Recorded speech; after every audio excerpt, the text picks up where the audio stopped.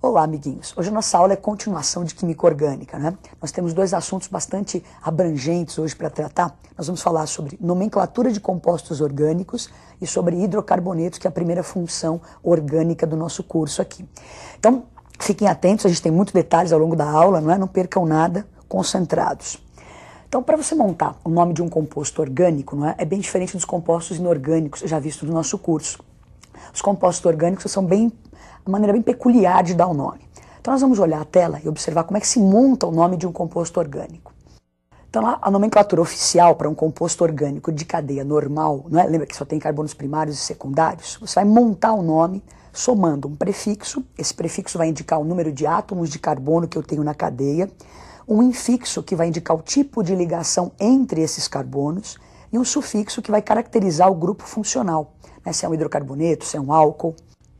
O que vai acontecer agora? Nós vamos ver os vários exemplos de sufixos, infixos e prefixos. Dê uma olhadinha então. Então o prefixo vai indicar o número de átomos de carbono que nós temos na cadeia. Então se tem um átomo de carbono, o prefixo é met, com 2 átomos, o prefixo é et, 3 prop, 4 but, 5 pent, e na sequência 6 hexa, 7 hepta, 8 oct, 9 non e 10 dec. Então aí são os prefixos. Na próxima tela você vai ver características do infixo, não é? Então lembra que esse infixo é aquele que fica no meio, vai indicar o tipo de ligação entre os carbonos. Então se eu tiver só simples ligações, eu vou usar esse infixo an. Uma dupla eu uso en, duas duplas dien. Se tiverem 3 duplas, trien. Uma tripla in, 2 triplas dien. Se forem 3 triplas, trien. Então esse é um infixo que indica, não esqueça essas ligações entre os carbonos. Na próxima tela, você vai ver o sufixo, que é o finalzinho do nome. Então a gente está montando o nome. Prefixo, infixo, aí o sufixo. Escolhi só alguns exemplos, né? Nós vamos estudar todas as funções orgânicas. Então peguei 3 exemplos. Então o hidrocarboneto, quando aparecer é um composto que tem carbono e hidrogênio, vai se usar o sufixo O. Quando eu tiver um álcool, não é? Que é o OH ligado ao carbono saturado, eu vou usar o prefixo OL. E acetona, que é esse grupo carbonila entre carbonos, a gente vai usar a terminação ONA. Então o que você percebeu para montar o nome, prefixo, esse infixo e o sufixo. Só que às vezes numa cadeia carbônica, não é? Esse grupo funcional pode estar em vários carbonos. Então surge a necessidade de você numerar essa cadeia. Então vamos ver como é que a gente faz com isso, para numerar a cadeia. Você tem uma cadeia, você vai olhar para ela e você vai ter lá nessa cadeia o grupo funcional, que pode ser um OH ou aquele dupla O que nós já tivemos como exemplo, e pode ter duplas, que são as insaturações, duplas ou triplas. Então você olha a cadeia e para numerá-la, a ordem de importância, primeiro o grupo funcional, depois a insaturação. Então nós vamos ver alguns exemplos. Você pode olhar a primeira tela aí, então olha só. Nós temos uma cadeia, você observa primeiro a cadeia, daí você identifica o OH, que é aquilo que caracterizava os álcoois, não é? Então você vai numerar para indicar a posição desse OH, porque o nome tem que estar condizente com a fórmula. Então a gente vai começar a numerar da extremidade mais próxima aonde está esse grupo funcional. Então eu começo a numerar, nesse caso, da direita para a esquerda. Então o primeiro carbono é o carbono 1, carbono 2, carbono 3, carbono 4, carbono 5. Na hora de dar o nome, então, eu indico lá, o 2 indica a posição desse OH, do grupo funcional. O pent indica os 5 átomos de carbono que nós temos na cadeia. O an, não é, que era o infixo, só simples ligações entre os carbonos. E a terminação ol, que indica o grupo funcional álcool. Então você monta o nome dessa forma. No próximo exemplo, então ao invés de grupo funcional nós temos as insaturações, né? Nesse caso nós temos 3 duplas ligações. Então você bateu o olho, olhou a cadeia, uma cadeia normal, 3 duplas. Vamos numerar então os carbonos para indicar a posição dessas duplas. Só que na hora de numerar, aí no exemplo da sua tela está da esquerda para a direita. Então você tem a dupla no carbono 2, no carbono 3 e no carbono 5, né? Dupla no carbono 2, 3 e 5. Se você somar 2, 3 e 5, você tem um valor menor do que se você numerar a cadeia da direita para a esquerda. Se você numerasse ao contrário do que está aí, você teria as duplas ligações no carbono 2, 4 e 5. A soma daria um valor maior. Então sempre numerar e somar os valores e ter a menor soma, não é? Então 2, 3 e 5 é a posição das duplas. A cadeia tem 7 carbonos, então o prefixo lá hepta. Esse A a gente colocou para emendar bem o nome aí, não é? Como são 3 duplas, trien. E a terminação ou porque é um hidrocarboneto. Então, 2, 3 e 5 indicam as posições das duplas ligações, das insaturações. Bom, então nós vimos que a importância de você numerar a cadeia, não é? Para você localizar grupos funcionais e insaturações para cadeias normais. E quando nós tivermos, então, cadeias ramificadas, cadeias com carbonos terciários, quaternários, como proceder para dar um nome? A primeira coisa que você tem que fazer é escolher o que se chama de cadeia principal.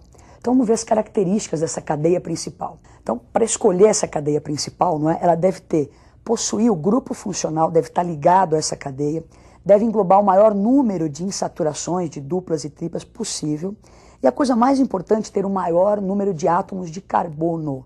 Então, você vai olhar para uma cadeia, vai escolher a cadeia principal. Então, o maior número de átomos de carbono, que contém o grupo funcional, que tem o maior número de insaturações. Então, vamos dar uma olhadinha no exemplo. Então, você olha para uma cadeia, você tem aí uma série de carbonos, a gente tem carbonos terciários, indicando que a cadeia é ramificada. Então, eu tenho que escolher uma sequência com o maior número de átomos de carbono. Se eu começo a numerar da direita para a esquerda, não é? Você vê que sobram aí, então tem a cadeia principal, que é essa que está com uma cor avermelhada aí no seu tela, daí vai sobrar essas coisinhas penduradas aí que eu chamo de radicais, não é?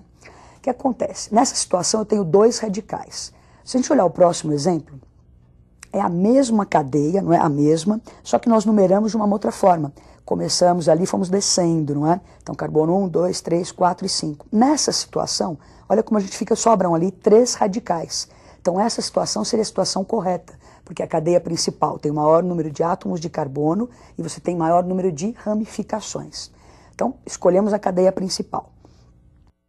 Agora na sequência, se você tem uma cadeia mista, onde você tem uma cadeia aromática ou cíclica e uma cadeia normal pendurada a essa, normalmente a cadeia alicíclica ou ciclo, né, ou a aromática serão a cadeia principal, deixando como ramificação essas cadeias normais estariam penduradas nesse ciclo. Não é?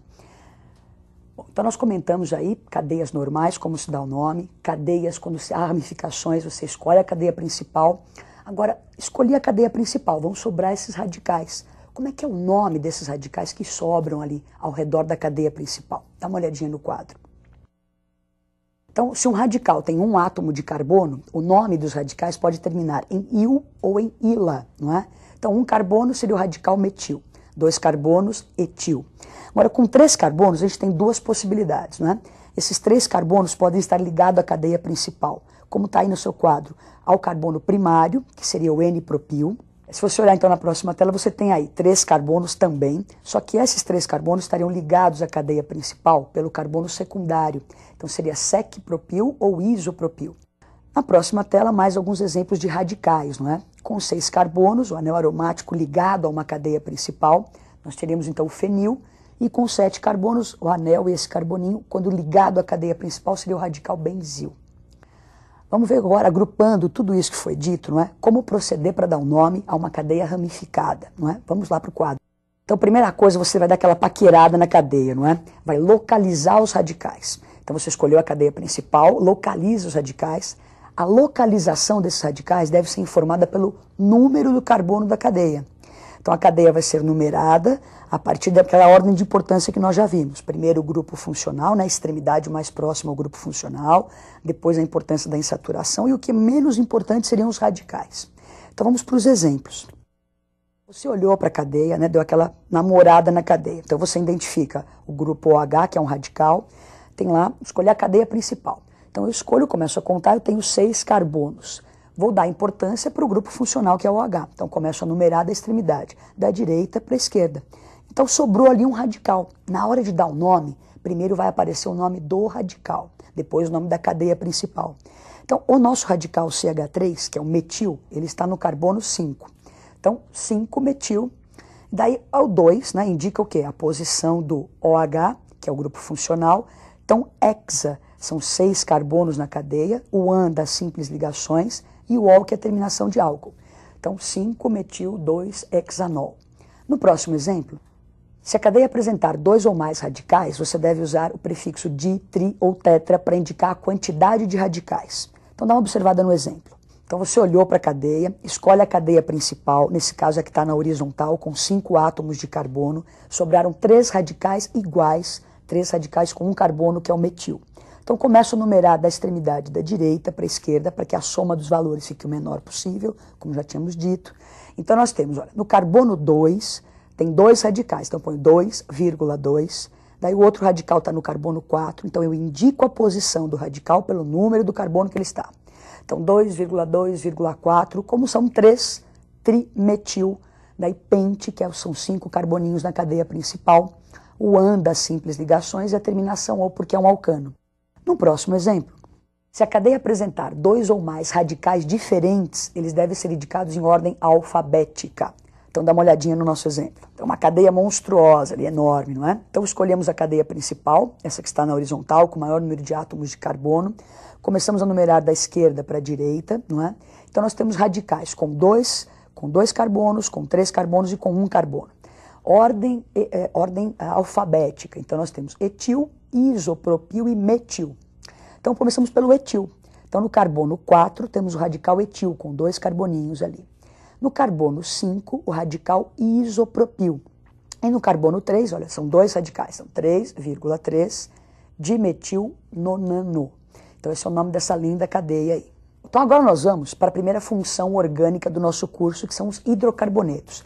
São os componentes do petróleo, bem importantes, uma gama muito grande de compostos orgânicos que estão nesse grupo de hidrocarbonetos. Então vamos ver as características de um hidrocarboneto. Dê uma olhadinha no quadro.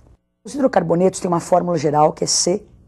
Então, ó, CXHY são compostos que só têm carbono e hidrogênio. Para dar nomenclatura, a gente já viu vários exemplos, inclusive, é o prefixo, o infixo e a terminação O. Nós vamos agora para uma sequência de telas aí, mostrando os vários hidrocarbonetos que eu posso ter e as suas características. Então vamos olhar lá para o quadro. Tem os alcanos ou parafinas porque são pouco reativos, não é? São cadeias abertas que só têm simples ligações. A fórmula geral é CnH2n mais 2 e o exemplo mais importante é o metano, não é? Que é o gás do lixo, o gás do pântano. Alcenos ou olefinas são compostos então, de cadeia aberta que apresentam uma dupla ligação com a fórmula geral CnH2n. Temos aí o exemplo do eteno, que é usado para amadurecimento de frutas, né, como combustível, é um gás.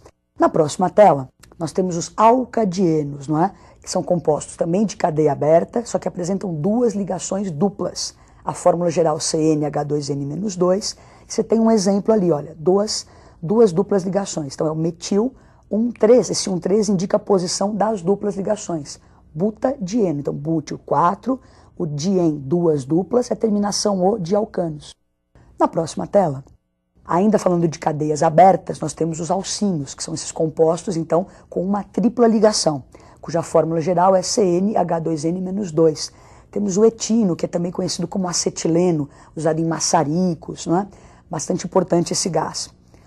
Na próxima tela, agora começam então os compostos, os hidrocarbonetos de cadeia fechada, cadeia cíclica.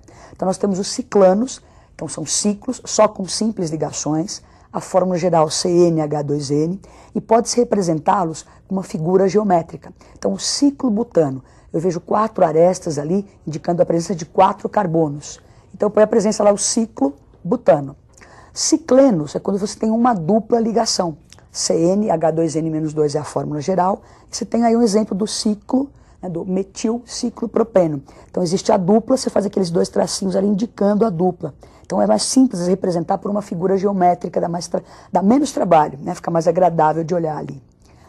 E para acabar, nós teríamos hidrocarbonetos aromáticos, não é?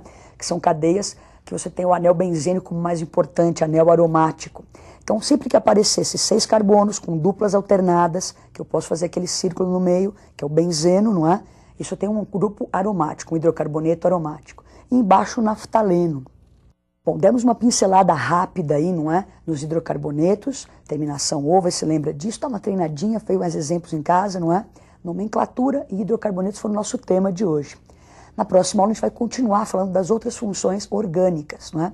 E até a próxima.